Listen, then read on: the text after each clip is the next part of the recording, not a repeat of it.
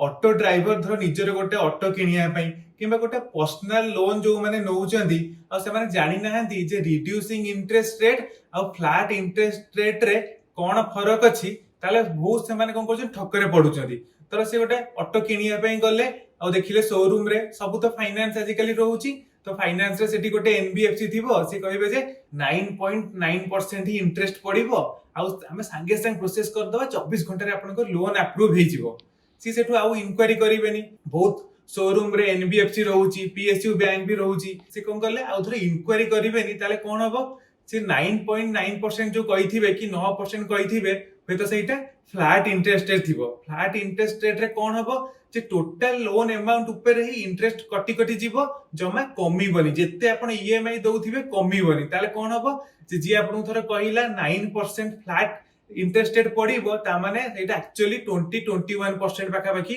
लागि जीवो। सेति पे मन रखो सब बेले पचारिबे जे रिड्यूसिंग ना नाही जदी रिड्यूसिंग आपणकर 10% पडुची ता माने सेटा 10% ही वर्ष को आपण इंटरेस्ट दउचंदी नले जानि परिबेनी एमती बेकार रे बहुत टंका आपणकर इंटरेस्ट पळेइबो। तो एटा समस्त सहित शेयर कर दियंतु।